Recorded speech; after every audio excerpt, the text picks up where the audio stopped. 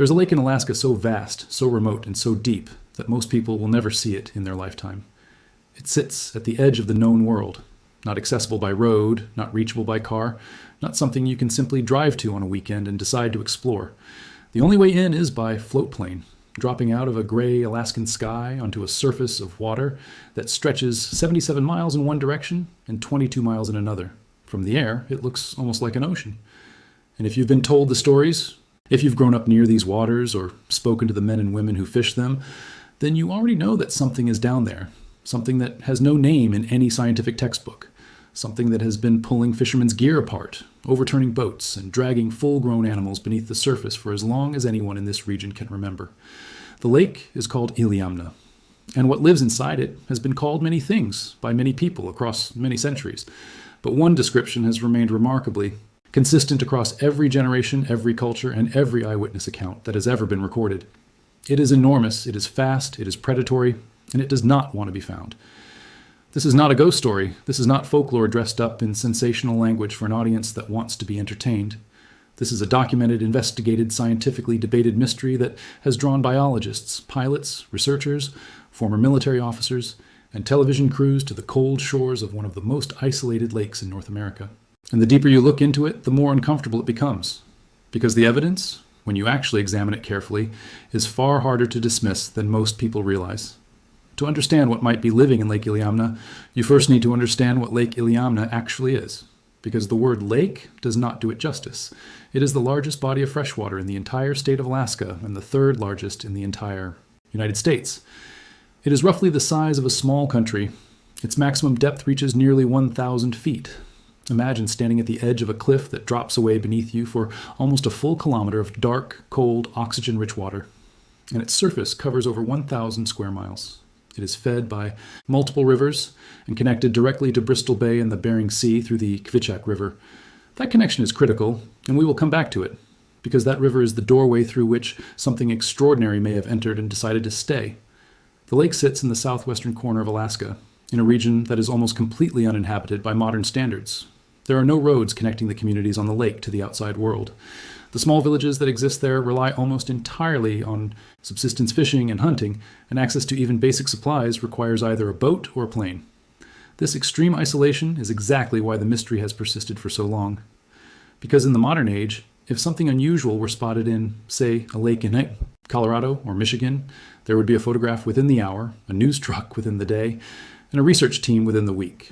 At Iliamna, none of that happens.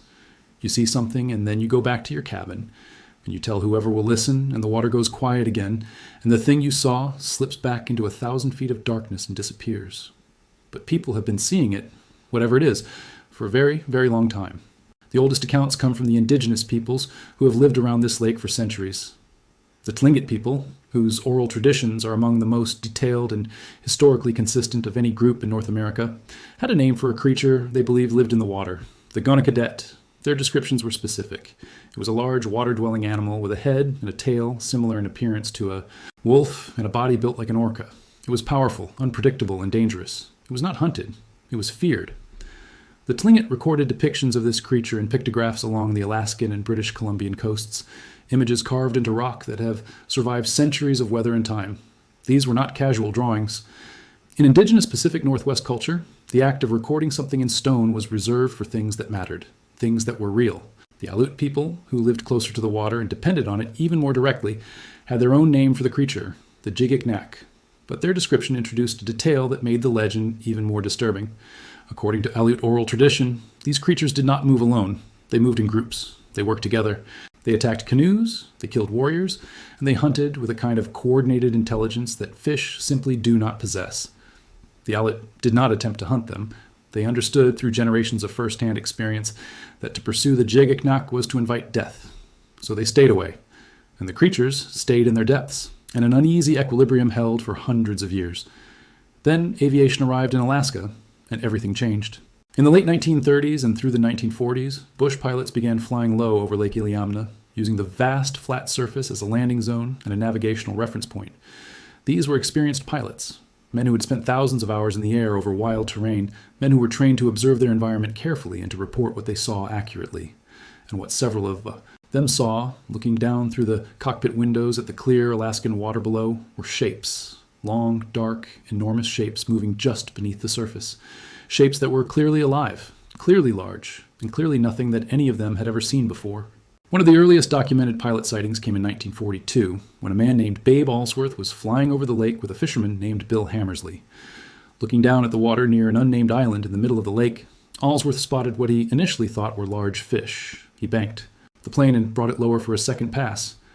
What he saw was not a school of salmon. What he saw was something else entirely, something that made him circle the lake twice more before flying on, puzzled and deeply unsettled. He reported the sighting, but in 1942, in wartime Alaska, no one had the bandwidth to follow up on a story about a large fish.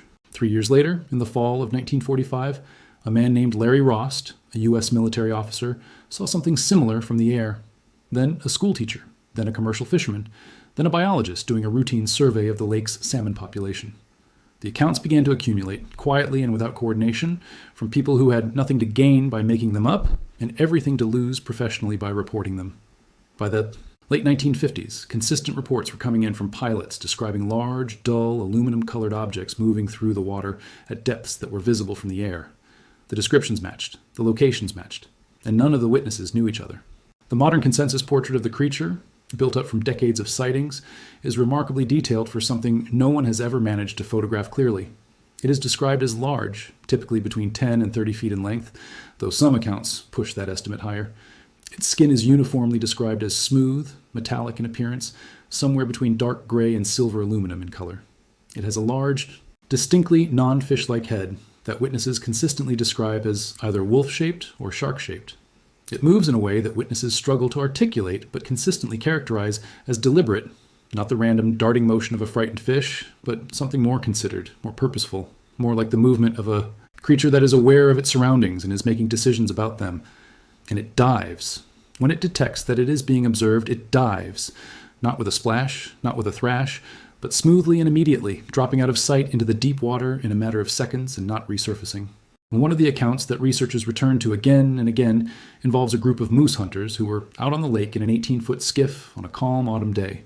They were watching wildlife on the shore, a family of moose grazing near the waterline, a group of swans floating peacefully on the surface nearby.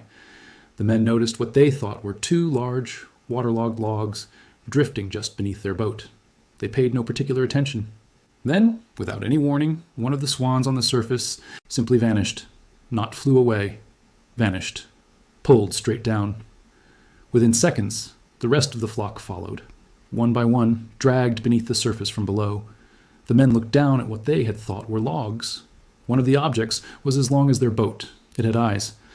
The circumference of those eyes, they later reported, was approximately the size of a soccer ball. That is not a story told to entertain tourists. That is a sworn account given by multiple witnesses who had no prior interest in cryptozoology and who had absolutely nothing to gain by fabricating it. By 1979, the legend of the Iliamna lake monster had grown large enough to attract serious media attention, and the Anchorage Daily News, the state's primary newspaper, decided to turn it into a test. They offered $100,000 to anyone who could provide conclusive evidence of the creature's existence. It was a significant sum for the time, and it set off a genuine monster-hunting frenzy. Adventurers came, scientists came, fishermen with sophisticated gear came, amateur photographers came in float planes with telephoto lenses. The reward period ran for 5 months. At the end of it, not a single dollar had been claimed. No photograph, no video, no physical sample, nothing that could be held up and verified as definitive proof. The reward was never paid out, and the lake kept it secret, and the creature, whatever it was, continued to move through the depths, undocumented and undisturbed. But the absence of proof is not the same as proof of absence. And in the years following the reward period, something interesting began to happen. The quality of the evidence started to change. It became less about witness testimony and more about physical interaction. The creature, or creatures, began leaving marks. Mark Steger is a retired colonel and former chief aviation officer for the Alaska Army National Guard. He holds both a bachelor's and a master's degree in wildlife biology. He's not a man who believes things without evidence. When he first heard the stories about Iliamna, he took them with what he described as a large grain of salt.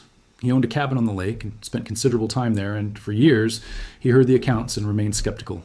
Then, in the summer of 2017, he went to check a long line he had set in the lake and found something he could not explain away. His 38-pound anchor had been dragged 50 yards from where he had placed it. The line was tangled and running in the opposite direction from where it should have been. The metal ganyons, the short connecting links between the main line and the hooks, had been severed. Not frayed, severed. The metal snaps on the line were bent in different directions and piled on top of each other as though something had thrashed violently against them and then pulled the entire rig across the lake bed. Halibut longline gear is built to hold enormous weight and tension. Whatever moved that anchor weighed considerably more than 38 pounds and possessed the raw physical strength to drag anchored gear across the bottom of a lake. Stigar did not immediately conclude that he had encountered a monster. He is too careful a scientist for that. But he began to take the stories more seriously, and he began working more closely with Bruce Wright. Bruce Wright is a senior scientist at the Aleutian Pribilof Island Association. He is the author of published works on Alaska's predator ecology and the biology of its large marine species. He is, in other words, a credentialed, peer-reviewed, institutionally supported researcher. Not a television personality, not a hobbyist, not someone with a financial interest in finding a monster. When Wright first began investigating the Iliamna legend, he was, by his own admission, completely skeptical. He expected to trace the sightings back to misidentified animals, optical illusions, or simple exaggeration. What he found instead changed his mind. "I was skeptical," he said in a documented interview. "I'm not skeptical anymore. Every time I talk to someone who has spent time out there, they've seen it or know someone who has." Wright's theory, the one that has gained the most traction among researchers who have examined this case seriously, is that the creatures being described as monsters in Lake Iliamna are Pacific sleeper sharks that have adapted to living in freshwater by using the Kvichak River as their entrance point. This is not a fringe hypothesis. It is grounded in solid marine biology. Pacific sleeper sharks are among the least known large predators on Earth. They are deep-water animals, slow-moving by nature, and almost never encountered in shallow water where humans can observe them. They are enormous, capable of reaching 20 feet in length and weighing upward of 4 tons. Their skin is gray and smooth, with a metallic quality in certain light conditions. Their heads are large and rounded, with a shape that witnesses might reasonably describe as shark-like, or even, if the angle were unusual, wolf-like. They are apex predators, known to consume marine mammals, including seals and sea lions. They have been found with the remains of polar bears in their stomachs. They are, in every measurable sense, terrifying animals. And here is the critical detail. Lake Iliamna is connected to the Bering Sea through the Kvichak River. Pacific sleeper sharks are native to those waters. The question Wright spent years trying to answer was whether they could survive, even temporarily, in the brackish and freshwater environment of the river and lake system. The answer that emerged from his research was yes. And more compellingly, there were already documented instances of sleeper sharks turning up in unexpected freshwater-adjacent environments in Alaska. In June of 2012, a man named Chris Babcock was standing near the King Cove Lagoon, a body of brackish water in Alaska, not unlike the Kvichak system, when he spotted something unusual in the shallows. It was a Pacific sleeper shark, rolling and thrashing in water that was too shallow for it. When Babcock entered the water, the shark moved toward him. He filmed the encounter and posted the footage online. It was the clearest visual evidence yet that Pacific sleeper sharks were, in fact, willing to enter near freshwater environments in Alaska. Exactly what Bruce Wright had been arguing for years. When Wright saw the footage, he described it as corroborating evidence for his theory that the same species had been entering Lake Iliamna via the Kvichak River for generations, feeding on the lake's extraordinary salmon population, and then returning to deeper water. Because the salmon population alone is reason enough for a large predator to make the trip. Lake Iliamna is not just enormous, it is extraordinarily productive. In a good year, up to 8 million adult sockeye salmon move through its waters. 8 million. That is a food source so massive and so reliable that it would attract any predator capable of accessing it. If a sleeper shark were to figure out that the Kvichak River led to this buffet, it would have every reason in the world to make that journey and to remain. The behavioral descriptions from witnesses also align well with what we know about sleeper sharks. These animals are known to herd prey. They have been documented working in coordinated groups to drive fish into confined spaces before feeding. The reports from Iliamna of creatures hunting seals by herding them into shallow water are, if anything, exactly what a group of large sharks would do. The descriptions of smooth, deliberate, unhurried movement match the known movement patterns of sleeper sharks, which are among the most energy-efficient large predators in any ocean. And the deep, immediate dives that witnesses describe when the creature's detect observation match perfectly with the natural defensive behavior of a deepwater species that is instinctively uncomfortable in shallow, well-lit environments. The alternative theories have their proponents too, and it would be dishonest to ignore them. Some researchers have proposed that the creature is a white sturgeon, a fish that can indeed reach 20 feet in length and live for over a century with smooth gray-silver skin that might appear metallic from above. White sturgeon are the largest freshwater fish in North America and are native to parts of Alaska and the Pacific Northwest. The problem is that there is no confirmed population of white sturgeon in Lake Iliamna, none. They have never been documented there, and white sturgeon do not have teeth, which is significant because at least one witness account describes a creature that took a bite out of a wooden paddle that was lowered into the water, leaving a clean, curved wound that no toothless fish could produce. Others have proposed giant northern pike, a species that Bruce Wright himself briefly considered before moving back toward the shark hypothesis.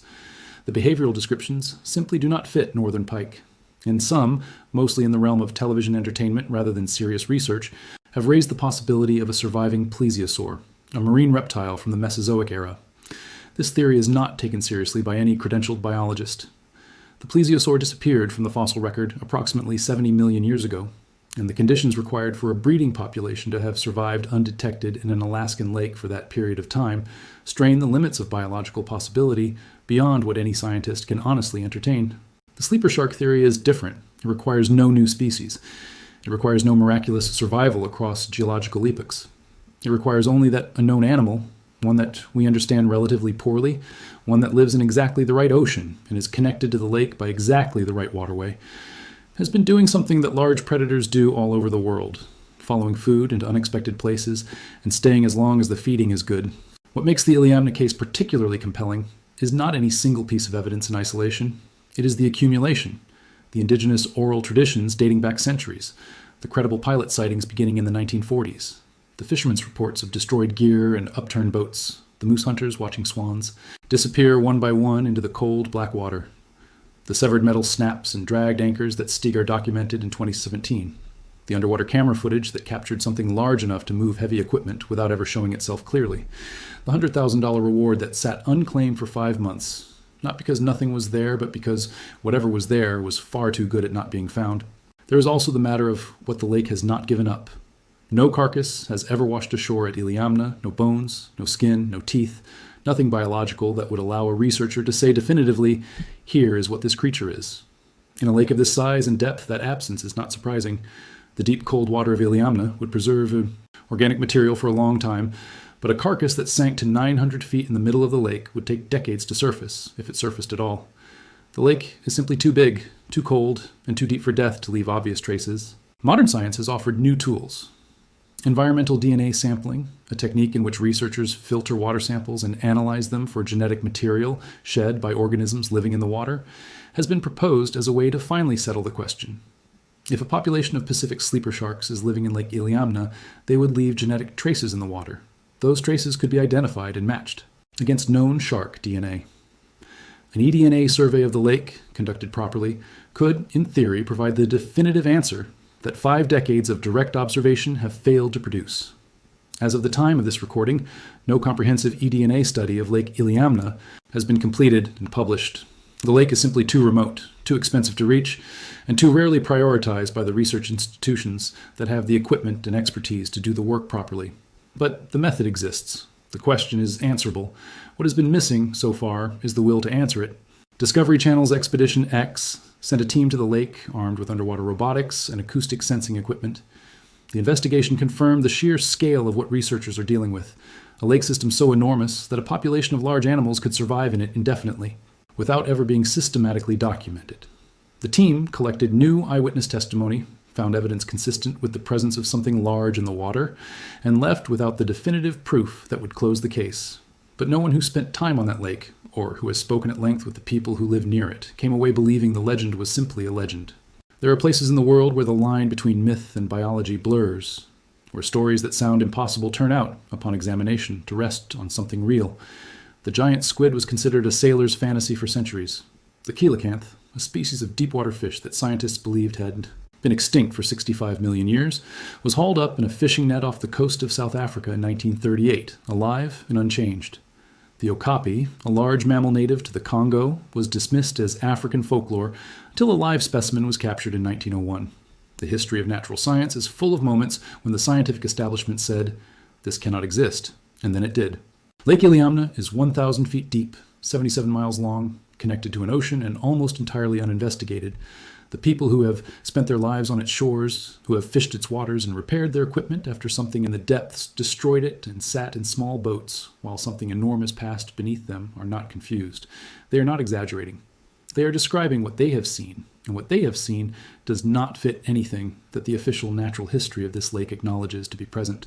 Whether it is a Pacific sleeper shark that found its way through the Kvichak River and discovered the greatest salmon run in North America waiting for it at the other end, whether it is a white sturgeon from some population that has never been documented by science but has been living in this vast, cold, 1,000-foot deep water for generations, whether it is something else entirely, something that we do not yet have a name for, something that the deep, cold water of this inland sea has been sheltering quietly while the modern world moved on without it.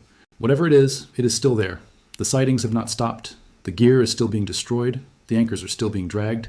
The water still moves in ways that do not correspond to any wind or current that a meteorologist would recognize. And somewhere out past the middle of the lake, like in water so deep and so dark and so cold that no light from the surface has ever reached it, something is living its life, feeding on salmon, herding seals, occasionally surfacing to roll in the shallow water near shore, and then, when it senses a presence watching, sliding back down into the dark. It has been doing this since long before the first Russian fur trader arrived on the shores of Lake Iliamna in the 1790s and was told by the people living there that the water was not safe. It was doing it when the Tlingit carved their stone pictographs. It was doing it when the Aleuts stopped hunting at the edge of the lake because they had learned at great cost that the lake hunted back. The monster of Lake Iliamna is not a ghost story. It is an animal, or possibly several animals, going about its business in the most remote and least investigated large body of freshwater on the North American continent. It does not need to be terrifying. It does not need to be ancient or impossible or supernatural. All it needs to be is real. And everything that has come out of this lake, every account, every destroyed longline, every set of soccer ball-sized eyes staring up from the darkness beneath an 18-foot aluminum skiff, suggests that it is. The water is very deep, and we are only just beginning to look.